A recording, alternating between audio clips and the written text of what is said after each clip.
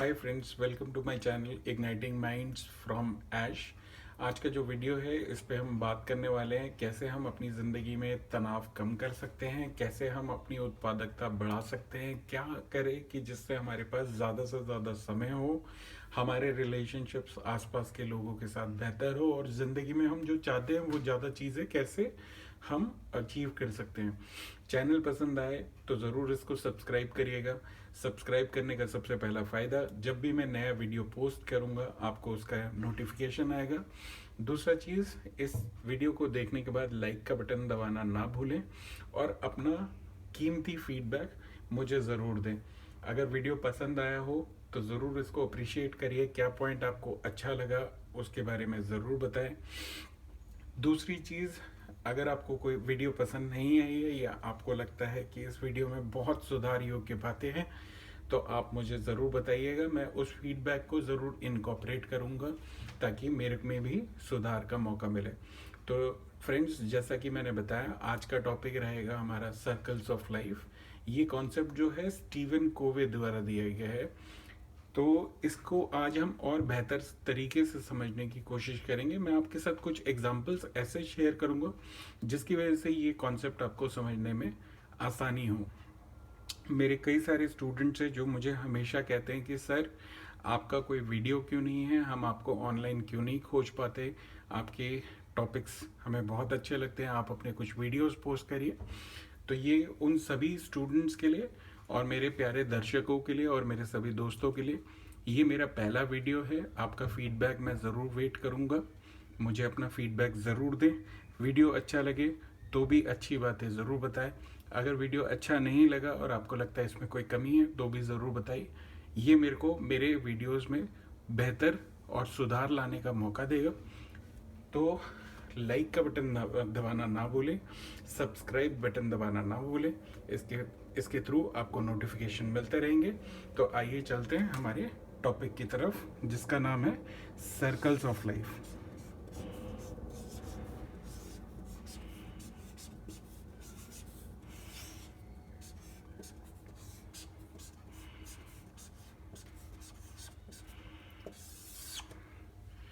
तो दोस्तों, मेरी ट्रेनिंग में मैं लोगों से हमेशा एक सवाल करता हूँ कि अगर मैं आपसे ज़िंदगी में पूछूं वो कौन सी चीज़ें हैं जो आपके कंट्रोल में हैं, तो आपका आंसर क्या होगा।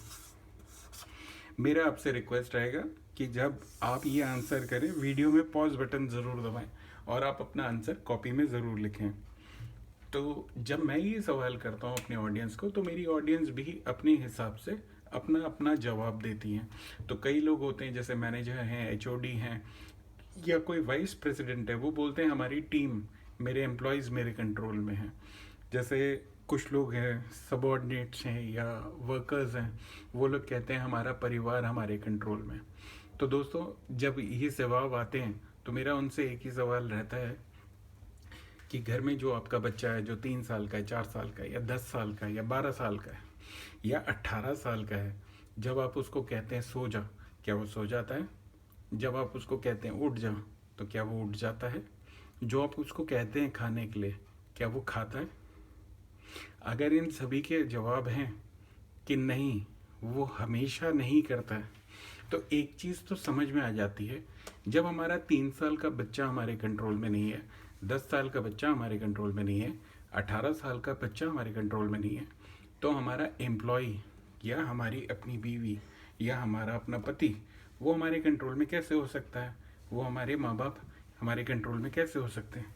तो अगर देखा जाए तो हमारे कंट्रोल में सिर्फ एक इंसान है, वो हूँ मैं आज ये वीडियो बनाना चाहता था, मैंने ये वीडियो बनाई। मैं आपसे रिक्वेस्ट करना चाहता था आप अपना फीडबैक मुझे ज़रूर दें। मैं आपको बताना चाहता था कि आप मेरे चैनल को सब्सक्राइब ज़रूर करें। मैंने आपको बताया भी और मेरे को मिला रिज़ल्ट 100%। आप सबने अपनी ज़िंदगी के 4 मिनट मुझे दिए हैं इस वीडियो को देखने के लिए। मैं इसके लिए आपको धन्यवाद करना चाहता हूँ। मैंने आपको धन्यवाद भी बोला, थैंक यू वेरी मच। मेरे को रिज़ल्ट कितना बना? 100%। तो हमारी ज़िंदगी में सिर्फ ये एक शख्स है जो हमारे कंट्रोल में है, वो हूँ मैं। तो आप अगर ज़िंदगी में कभी भी मैक्सिमम प्रोडक्टिविटी या ज़्यादा से ज़्यादा सक्सेस अचीव करना चाहते हैं, तो आपको ज़्यादा से ज़्यादा फोकस करना है सिर्फ और सिर्फ अपने ऊपर। इसके बगल में एक और घेरा आता है, इस घेरे को कहते हैं हम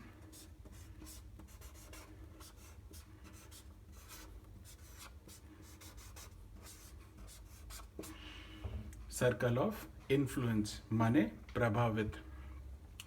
इस सर्कल में कौन लोग आते हैं, आप इसका आंसर ज़रूर दें, और एक बार अपना आंसर लिखने के बाद मैं अपने स्टूडेंट्स को हमेशा बताता हूँ, हमारे प्रभाव क्षेत्र में आते हैं अदर्स।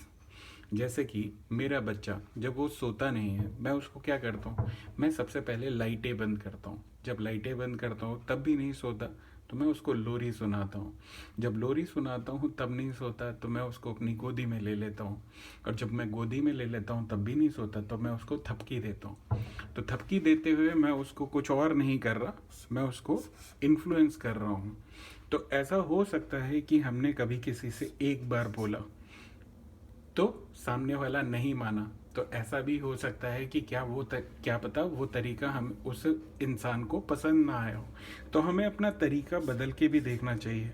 तो अगर हम चाहते हैं हमारी बोली गई चीज़ कोई करे, तो उसके लिए हमें एक चीज़ ज़रूर करनी चाहिए, वो है अपने बातचीत के माध्यम को बदलना।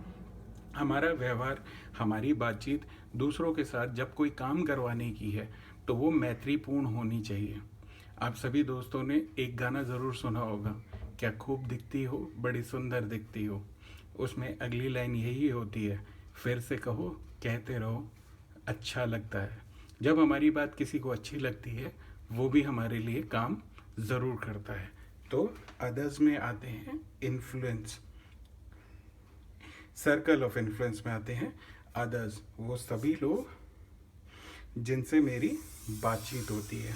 तो as a manager, as a supervisor, as a subordinate, अगर मैं चाहता हूँ मेरा मैनेजर या मेरा सबॉर्डिनेट मेरी बात सुने, या मेरी बताई गई चीज़ों को अमल करे, या मेरी बताई हुई चीज़ों को लागू करने की कोशिश करे, तो ये चीज़ मुझे ज़रूर देखनी है कि क्या मेरा बताने का तरीका सही है।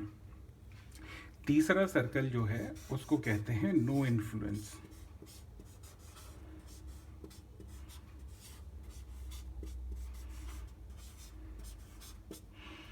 तो दोस्तों, ये सर्कल जो है जैसे कि बता रहा है नो इन्फ्लुएंस, माने जिन चीज़ों को हम प्रभावित नहीं कर सकते, उसमें चीज़ें आती हैं हमारी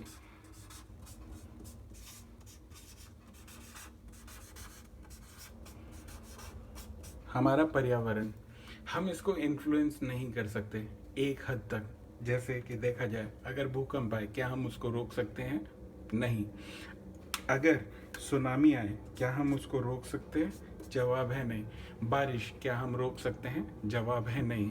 तो एनवायरनमेंट के बारे में जब बात करते हैं, तो हमें यहाँ पर रिजल्ट मिलता है 0%। जब हम इन्फ्लुएंस के बारे में बात करते हैं, हमें रिजल्ट मिलता है 50-50। सामने वाला हमारी बात सुन भी सकता है, नहीं भी सुन सकता। तो इस घेरे को अगर हम देखें, तो हमें ज़्यादा से ज़्यादा ध्यान सर्कल ऑफ कंट्रोल पे रखना चाहिए, क्योंकि हमें मैक्सिमम रिजल्ट मिलता है। मैंने आपसे शुरू में कहा कि हम कैसे अपनी उत्पादकता बढ़ा सकते हैं। अब देखिए, कई बार कई लोग होते हैं जो क्रिकेट देखते हैं, देखना भी चाहिए, मज़ा आता है। क्रिकेट भी देखना चाहिए, फुटबॉल भी देखना चाहिए, जो स्पोर्ट आपको पसंद हो वो देखना भी चाहिए, फॉलो भी करना चाहिए। दोस्तों, मैच ख़त्म हो जाता है, पर लोग ऐसे भी होते हैं 3 दिन तक वो उस विषय में बात करते रहते हैं। मेरा सवाल ये है, क्या आप उस मैच का रिजल्ट बदल सकते हैं? क्या आप उस मैच में किसी व्यक्ति विशेष की परफॉर्मेंस बदल सकते हैं? आंसर है बिल्कुल नहीं। क्या प्रभावित कर सकते हैं? बिल्कुल नहीं। वो मैच अब हमारे लिए इन्वायरमेंट हो चुका है। हम जितनी मर्जी बात कर लें, उसमें हम कोई बदलाव नहीं ला सकते। तो ये कुछ होते हैं टाइम वेस्टर्स। तो कोई भी ऐसी चीज़ जिसमें हम कोई बदलाव ना ला सकें, उसको हम कहते हैं टाइम वेस्टर्स। वहाँ पर हमें कम से कम टाइम व्यतीत करना चाहिए। सर्कल ऑफ कंट्रोल में क्या है? मेरा खुद का व्यवहार, क्या मैं उसमें और सुधार ला सकता हूँ? बिल्कुल ला सकता हूँ। जिस दिन तक मैं चाहता हूँ उस दिन तक मैं ज़रूर ला सकता हूँ। मैं गुस्सा करना छोड़ना चाहता हूँ, क्या मैं छोड़ सकता हूँ? बिल्कुल छोड़ सकता हूँ। अगर मैंने निर्णय ले लिया है तो मैं ज़रूर छोड़ सकता हूँ। एक अच्छी चीज़ बताना चाहूँगा, मैंने आपसे कहा था कि हम कैसे अपने रिश्तों में सुधार ला सकते हैं। अब देखिए, काफ़ी बार क्या होता है, हमारे कुछ परिवार के सदस्य वो हमारे लिए एनवायरनमेंट हो जाते हैं। वो हमसे बातचीत बंद कर देते हैं, या हम उनसे कुछ कहते हैं तो वो हमें सुनना बंद कर देते हैं। मैं यहाँ पर एक कहानी सुनाता हूँ आपको। इस कहानी के ज़रिए हम समझने की कोशिश करेंगे इस कॉन्सेप्ट को और अच्छे तरीके से। एक चिंटू नाम का लड़का होता है, वो स्कूल जाता है, स्कूल से वो घर लौटता है। जब वो घर लौटता है वो घंटी बजाता है, घंटी बजाता है, माँ दरवाज़ा खोलती है। माँ दरवाज़ा खोलती है, चिंटू दौड़ता हुआ अंदर आता है। अंदर आता है, जितने में माँ दरवाज़ा बंद करती है, चिंटू अपने जूते दोनों खोल के इधर उधर फेंक देता है। जैसे ही माँ पलटती है, माँ को कहता है, माँ पता है तुझे आज स्कूल में क्या हुआ? माँ का तुरंत जवाब आता है, पहले जूते उठा, उसको तरीके से रख, कपड़े बदल, हाथ मुंह धो, खाने की टेबल पे मिलेंगे। चिंटू बेचारा जूते उठाता है, जाता है, कपड़े बदलता है, कपड़े बदल कर हाथ मुंह धोकर आता है, खाने की टेबल पे माँ का इंतज़ार करता है। माँ का इंतज़ार करता है, माँ को कहता है, माँ पता है आज स्कूल में क्या हुआ? माँ कहती है, चुपचाप खाना खा। जब देखो खाने की टेबल पे बातचीत ख़त्म ही नहीं होती इस लड़की की। खाना खा के अभी 3 घंटा सोना है, उठोगे तब कोई बात होगी। बेचारा चिंटू खाना खा के सो जाता है। सो के जब उठता है तो देखता है दरवाजे से पिताजी घर आ रहे हैं। पिताजी को देखते साथ ही उसमें एक खुशी की लहर दौड़ती है। उस लहर के साथ ही वो बिस्तर से कूदता है और दौड़ता हुआ जाता है, पापा से लिपट जाता है। पापा से लिपटता है और बोलता है, पापा पता है स्कूल में क्या हुआ? पिताजी कहते हैं, बेटा अभी घर लौटा हूँ, जूते तक नहीं खोले, सांस तो लेने दे, जा जाके अपनी माँ को बता। माँ होती है दोस्तों, आपको भी पता है कहाँ होती है, मुझे पता है। आप पॉज दबाएंगे तो आपके मन में भी आंसर आएगा। माँ होती है किचन में, किचन में बना रही होती है चाय। जब चिंटू जाके माँ को कहता है, माँ पता है स्कूल में क्या हुआ? माँ कहती है, अभी चाय बना रही हूँ, परेशान मत कर, जा जाके अपने पापा को बता, जा जाके बाहर खेल। चिंटू बेचारा, पापा को तो क्या ही बताया, पापा ने ही तो किचन में भेजा था। चिंटू जाता है बाहर, बाहर जाता है, बाहर दादाजी सैर कर रहे होते हैं। दादाजी को कहता है, दादा दादा पता है आज स्कूल में क्या हुआ? दादा कहते हैं, इतनी खुशी से तूने पूरे घर में बता दिया, सिर्फ मुझे नहीं बताया, बेटा बता क्या हुआ है आज स्कूल में। चिंटू अपने मन की बात बताता है। दादाजी पूरे रोचक तरीके से उसकी सारी बात सुनते हैं, पूरी लगाव के साथ उसकी बात सुनते हैं। सुनने के बाद कहते हैं, बेटा देख, रोज़ मुझे 3 घंटे का इंतज़ार मत कराया कर। कल जब स्कूल जाएगा, लौटेगा, तुरंत पहले खाना पीना करके मेरे पास आके बैठना, मुझे अपने स्कूल की बात बताना, मेरे पास ही सो जाना। मैं शाम को तुम्हें उठा भी दूंगा पिताजी के आते वक्त, फिर तुम अपना खेलना कूदना, होमवर्क करना। दोस्तों आपको भी पता है, अगले दिन चिंटू स्कूल जाता है, घर लौटता है। आप बताइए, चिंटू अपनी कहानी किसको सुनाएगा? बिल्कुल सही, अपनी कहानी दादाजी को बताएगा। यही दादाजी उसकी पूरी बात सुनते हैं। दोस्तों आपको पता है 15 साल बाद क्या होता है, 10 साल बाद क्या होता है? बिल्कुल सही, यही माँ बाप होते हैं जो बाहर जाके सोसाइटी में, आस पड़ोस में सबसे कहते हैं, हमारे बच्चे पे तो इसके दादा ने कोई जादू कर रखा है, हमारा लड़का हमसे बात ही नहीं करता। अपनी सारी बात अपने दादा को बताता है। अब देखिए, दादाजी ने कोई मैजिक नहीं करा है, दादाजी ने सिर्फ एक चीज़ करी है। चिंटू आज की डेट में अपनी माँ बाप के लिए एनवायरनमेंट हो गया है। पर जहाँ बात करते हैं दादाजी की, वो दादाजी के बहुत ही इन्फ्लुएंस में है, मैं नहीं कह रहा हूँ कंट्रोल में है। चिंटू आज की डेट में भी वही करता है जो उसका मन करता है, पर दादाजी की बात रख लेता है, क्योंकि दादाजी ने एक बहुत ही अमेजिंग चीज़ करी है उसके साथ, बहुत ही बेहतरीन चीज़ करी है। वो है कि जब चिंटू चाहता था उसको सुनना, उसको कोई सुने, उसके दादाजी ने उसको सुना, उसके माँ बाप ने नहीं सुना।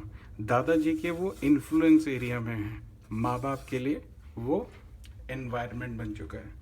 तो दोस्तों हम भी अपनी ज़िंदगी में अपने कई दोस्त एनवायरनमेंट बना लेते हैं। हम अपने माता पिता को काफ़ी बार एनवायरनमेंट बना लेते हैं, अपने भाई बहनों को अपना एनवायरनमेंट बना लेते हैं, अपने बच्चे को एनवायरनमेंट बना लेते हैं, अपने बॉस को एनवायरनमेंट बना लेते हैं। अगर हम चाहते हैं कि हमारे आसपास के लोग, जिनके साथ हम काम करते हैं, जिनके साथ हम अपना बहुत सारा वक्त बिताते हैं, उन लोगों के साथ हमें अपनी हमेशा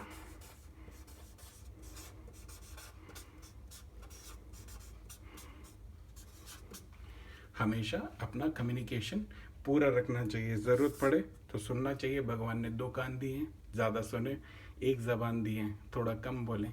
जब बोलें मीठा बोलें। मीठा बोलना आपके कंट्रोल में है, आपको ये ज़रूर फ़ायदा देगा। दोस्तों ये था circles of control.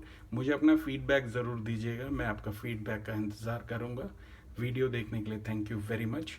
Thank you. मैं अपना नेक्स्ट वीडियो जल्द ही पोस्ट करूँगा। Thank you so much. Take good care. God bless you.